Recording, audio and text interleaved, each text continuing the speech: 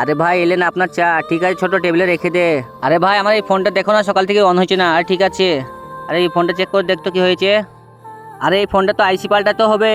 আরে আরে এটা তো 1000 টাকা লাগবে। ঠিক আছে দাদা, করে দেন। ঠিক আছে, এই ফোনটা তাড়াতাড়ি ছেড়ে দে। আরে ভাই আপনার ফোনটা একবার দেন, আমাকে আর্জেন্ট কল করতে হবে। ঠিক আছে ছোট, এই নাও। এলেন ভাই আপনার ফোন, থ্যাংক ইউ। আরে ভাই আমার ফোনটা ঠিক হয়েছে। আরে হ্যাঁ ছোট, তোমার ফোনটা ঠিক হয়ে গেছে। এই না ফোন, এই লাও ভাই পয়সা। আরে ছোট পয়সা লাগবে না, তোমার কাছে রেখে দাও। ধন্যবাদ ভাইয়া। আরে ভাই আপনাকে পয়সা দিতে গেল, নিলেন না কেন?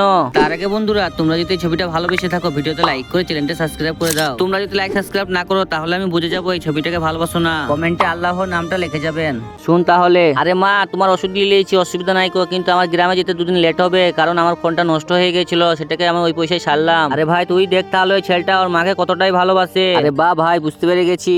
গরিব মানুষদের পাশে থাকো, দেখো অন্যরকম একটা খুশি লাগবে।